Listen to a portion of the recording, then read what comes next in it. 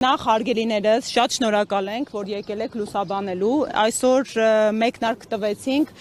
կարևոր օրենսդրական գործընթացի։ Այսօր մեզ համար ուժեղ Հայաստանի մեկնարկն է տրված, չնայած մի շարք խոչընդոտների, թիրախավորումների, թե կլիներ դա օրենսդրական նախաձեռնությունների, միջամտությունների տեսքով անսպասելի մի քանի ժամվա ընթացքում հակաժողովրդավարական ու հակաիրավական եղանակով օրենքների ընդունման,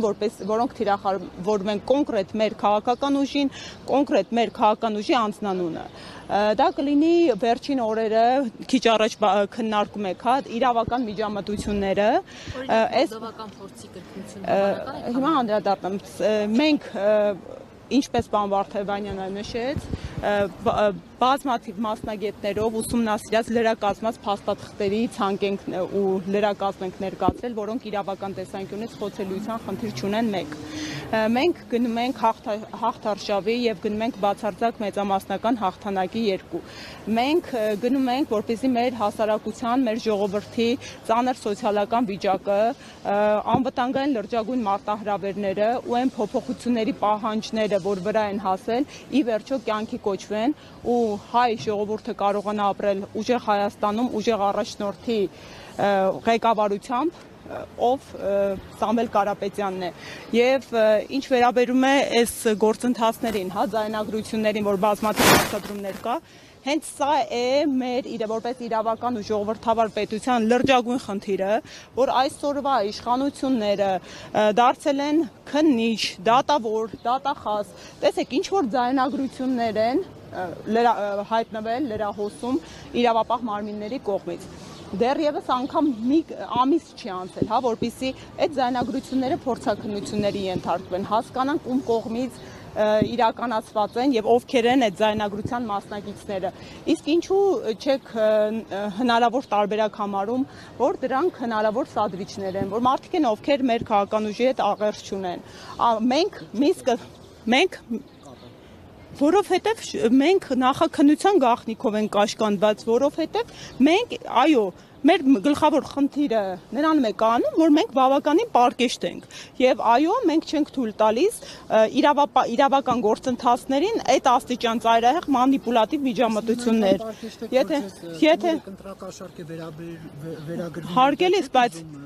Հարգելի, բայց ո՞րն է հերքումը։ Ես ինքս անձամբ տվել եմ օրերս ճեպազրույցել, հարցազրույցել, որում այս նույն մտքերը արտահայտել եմ։ Արդյոք դա հերքում չէ։ Արդյոք մեր երկրում, հատկապես տեսեք, եթե մենք ընդդիմադիր քաղաքական ուժ ենք, մենք քաղաքացիներ ենք, ովքեր կաշկանդված չեն հստակ օրինականության սկզբունքով, լիազորություններով, պաշտոնատար անձինք, որոնք իրենց ծայրահեղ մանիպուլատիվ հայտարարություններ են թույլ տալիս, մանիպուլատիվ մոտեցումներ են թույլ տալիս, իրենք կաշկանդվածություն ունեն ի տարբերություն մեզ, ըստ միջազգային պրակտիկայի, ըստ մարդու իրավունքների եվրոպական դատարանի նախադեպային պրակտիկայի եւ ըստ ի վերջո մեր սահմանադրությամբ։ Այնպես որ ամփոփելով ասեմ, մենք ունենք հստակ օրակարգ, տեսլական ու այո, դուք գիտեք, մենք այն քաղաքական ուժն ենք, որը եկել է իրեն կաշկանդելու թե օրենքով ու իրավունքով, թե բարեվարքությամբ, ինչու ոչ այսօրվա իշխանությունը օրինակ վերցնելով, օրինակ մեր համակարգող ղեկավար կարելի է ավարտեմ էլի, պարոն Կիրակոսյան, մեր համակարգող ղեկավարի բարեվարք վարքագծից ընդունեցին բարեվարքության կանոնագիր այսօրվա իշխանությունները, որը ինչպես տեսանք շատ կարճ տևեց, իրենց բառամթերքն ամենայնիվ առաջ դարձել։ Ապրելու երկրի գլխավոր անդամները իրենք չեն ցանկացել ընդգրկվել նախընտրական ցուցակում, թե նաև ձեր ուժի կողմից է եղել պայման, որ իրենք չպետք է լինեն, հաշվի առնելով օրինակ, որ կարող է ասոցացվել, որ ժամանակին Նիկոլ Փաշինյանի հետ էր համագործակցել։ Եվ դրանք նաև այն երկու ուժերը, որ միացել են նոր դարաշրջան միավորված։ Տեսեք, իրավական գործընթացը մի փոքր ներկայացնեմ, որոշակի մասնակցելիություն նախընտրական ցանկում ունենք, մեր ցանկը համընդհանուր դաշինքի 199 թեկնածուից է բաղկացած, ասեմ, մենք դաշինք ենք կազմել, ի սկզբանե մարտի 31-ին կնքված հուշագրին համապատասխան երկու քաղաքական ուժերի հետ, դրանք նոր դարաշրջան եւ միավորված հայեր կուսակցություններն են։ Ապրելու երկիր կուսակցությունը մեզ հայտնել է իր աջակցությունը եւ կրկին հուշագիր ստորագրվել է համագործակցության ու աջակցության վերաբերյալ, բայց ոչ որպես դաշինքի մաս։ Շնորհակալ եմ։ Շատ կներեք, էլի հարցազրույցի չվերաբերվի, գործընկերներն է թույլ տանք, գործընկերոջս բավականին հարցեր տվեցիք։ Էլի կլսեմ ձեր հարցերը։ Բնավ։ Տուփը, որով փաստաթղթերը ներկայացրեցիք, շատ էսթետիկ էր նվերի տեսքով, իշխանություն գալու դեպքում ուժեղ Հայաստանը այդպիսի նվեր է լինելու հայ ժողովրդի համար, հաշվի առնելով, որ նաև բարեվարչությունից, բարեկրթությունից եք խոսում։ Իհարկե, մենք հիմնական նպատակ ունենք, այդ նպատակը մեր հասարակության մեջ գծված բաժանարար գծերից վերացարկվելն է, այդ նպատակը ի վերջո միասնական համերաշխ հասարակություն ձևավորելն է, որպեսզի կարողանանք այս բոլոր մարտահրավերները, որոնք վրա են հասել, այդ ամենը հաղթարել ու ինչպես մեր առաջնորդը իր ելույթում ասաց,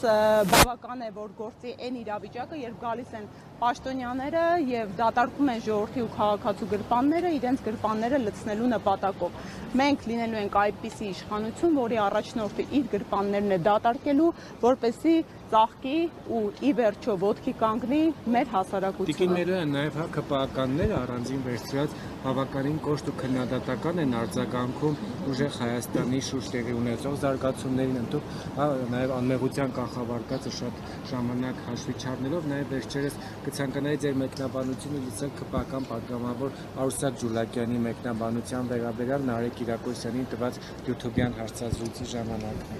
Ժորդ, դե ես ինձ թույլ չեմ տա կրկնել այդ ամենը ինչ տիկինը ասեց, բայց դա ինքը պատգամավոր է, պատահական չի նշում, դա բարեվարկության կոպիտ խախտում է, առնվազն եթե մենք իրավական ու ժողովրդավար պետության մասին ենք խոսում, պետք է հանձնաժողով էթիկայի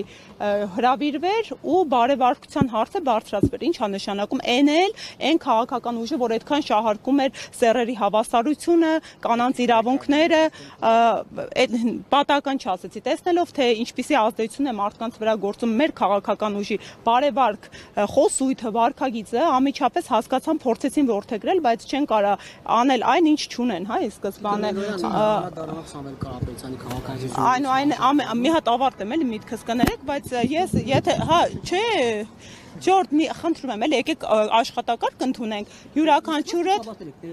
յուրաքանչյուրդ մեկ հարց տակ ու մենք էլ հանդիպման ենք, էլի ու ավարտենք։ Հա, հիմա հաջորդիվ ձեր հարցերը կլինի, եթե կզիջեք հարգելիներս, հա, ավարտեմ, ես լիահույս եմ, եթե դուք անաչառ լրատվամիջոցներ եք, հետևողականություն դրսևորեք, որպեսզի տիկնոջ նկատմամբ ըստ ազգային ժողով կանոնակարգ սահմանադրական օրենքի եւ աշխատակարգի հետևանքային դրսևորում լինեն։ Խնդրեմ։ Անդրադառնալով Սամվել Կարապետյանի քաղաքացիություններից հրաժարվելուն, դուք նշել եք, որ արդեն գործընթացը սկսվել է, բայց Տիկին Մելոյան 9 ամիս ժամանակ ուներ ձեր ուժը, որպեսզի Սամվել Կարապետյանը 9 ամիս առաջ սկսի այդ գործընթացը եւ այսօր գուցե արդեն կամ ավելի առաջ լիներ այդ process-ը, կամ արդեն հասածներ եզրագծին, ինչու եք այդքան ուշացրել եւ հիմա նոր սկսել գործընթացը եւ այդ համատեքստում արդյոք կհասցնի պարոն Սամվել Կարապետյան միջև ընտրությունները զերկված լինել մյուս քաղաքացիություններից։ Հարգելիս, որովհետև մեր քաղաքական ուժը ընդամենը 3 ամսեկան է։ Մենք ըստ էության նորածին քաղաքական ուժ ենք, որը փետրվարին նոր ունեցավ առաջին անդրանիկ համագումար նիստը ու բնականաբար հենց ամենաառաջին նիստին, որ պատկերացնեք ինչ բնույթի, հա, մենք բաց թափանցիկ մոտեցմամբ ենք մեր հասարակության, մեր ժողովրդի հետ աշխատում, անդրանիկ նիստում մեր հիմնական մոտեցումները ներկայացրել ենք։ Փետրվարի 12-ին մենք ասել ենք, որ այո, խնդիր կա ցենզերի համապատասխանության, որ ասել ենք մեր թեկնածուն Սամվել Կարապետյանն է, վարչապետի, իսկ ինչ գիտեք, որ այդ օրը չենք սկսել, իսկ ինչ գիտեք, որ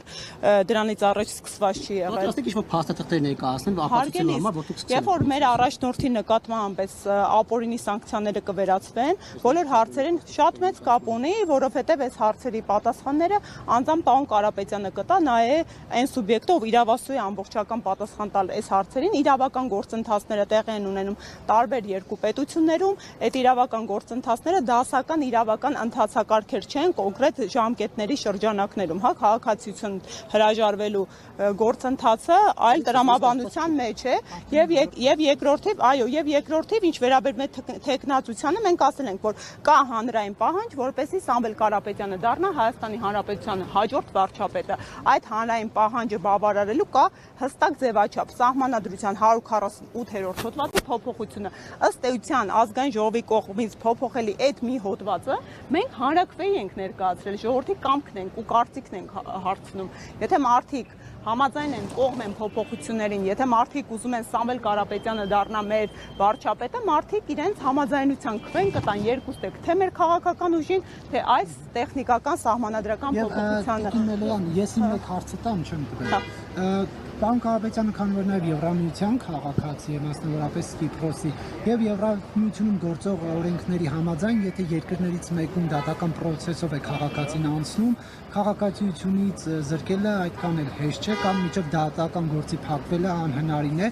իսկ Ֆրանսիայում պարոն Կարապետյանն անցնում է դատական գործերով, այս խնդիրը ինչպես է կարդալու։ Պարոն Կիրակոսյան, այդ յուրաքանչյուր Եվրոպական միության անդամ երկիր իր այնուամենայնիվ ներքին օրենսդրական իրավական կարգավորումները ունի եւ այդ իրավական կարգավորումների սպეციფიკայի համատեքստում կարգավորվել այդ հարցերը լուծվելու են։ Խնդրեմ, շնորհակալ եմ։ Շատ է խոսում եւ նաեւ շատ է տեսնում, որ Նիկոլ Փաշինյանը իր ներկուսակցական քարոզարշավի ժամանակ մարդկանց է տեղավորում աշխատանքի մեկին ասում է սրան լավ աշխատանք տակ եւ այս նույն հարցի շրջանակում նաեւ Աննա Հակոբյանն է անգլերենի դասընթացներ անում, սա արդյոք դիտարկում եք բարեգործության արգելքը խախտելու շրջանակում եւ ինչ-որ հաղորդումներ ներկայացնում եք, եթե հակակոռուպցիոն կոմիտեն տեսնում է ձեռքերը ծալացնում։ Իհարկե, հարգելիներս, ես կխնդրեի նաեւ ձեր աջակցությունը այս հարցում, որովհետեւ դուք տեսնում եք, որ ակնհայտորեն մեր քաղաքական ուժը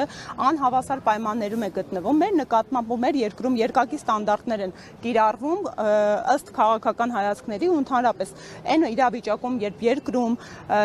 ընդհանրապես ռազմաբյուջեն, օրինակ պաշտպանության նախարարության կրճատվում է, ներքին գործերի նախարարության ոստիկանության բյուջեն եռապատկվում է, այդ պայմաններում զուգահեռաբար կտրուկ հանցագործությունների աճն է բարձրանում, որովհետև ողջ իրավապահ համակարգի ներուժը ուղղված է ընդդիմադիր քաղաքական ուժերի եւ գործիչներին ճնշելու նպատակով։ Այո, մենք մոնիտորինգ ենք իրականացնում, այո, քաղաքացիական պայմանագրի կողմից թույլ են տրվում չարաշահումներ եւ բնականաբար օրինակ զուգահեռաբար ես ներկայացրել էի, հա, Տիկին Ղումանշյանի հենց ձերբակալման օրը, որ էլի կար թեկնած ու քաղաքացիական պայմանագրից, ով բարեգործության մասին հրապարակում էր կատարել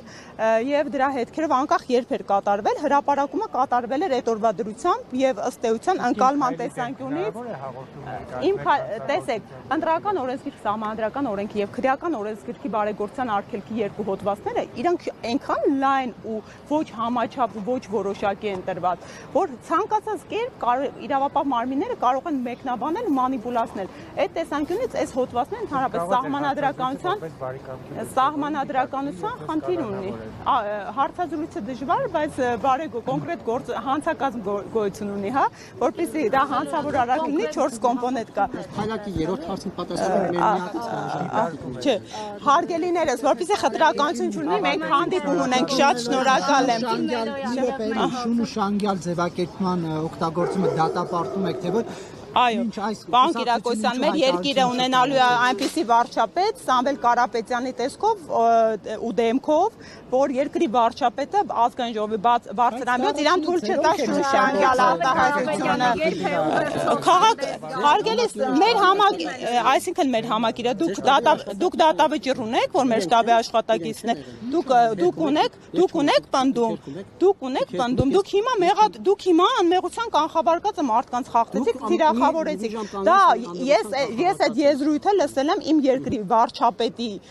շուրթերից ազգային ժողովի ամբիոնից, ինչը դատապարտել է, դրանից առաջ չէի լսել, ես հետին թվով եմ։ Շնորհակալ եմ։ Դուք առանցին գրագրություն այդ քաղաքային խոսքով հանդես գա օգտագործելով չգիտեմ։ Այո, հարգելիներս, արդեն պարոն Կարապետյանի նկատմամբ սանկցիաները նվազեցվել են գոնե այդ տեսանկյունից հաղորդակցման ու գոնե այլևս հնարավորություն չեն ունենա իշխանությունները մանիպուլացնել մարդու նկատմամբ կիրառված սանկցիաները եւ պարոն Կարապետյանը շուտով կարծում եմ ձեզ հետ ընդհանրական հանդիպում կունենա։ Շատ շնորհակալ եմ։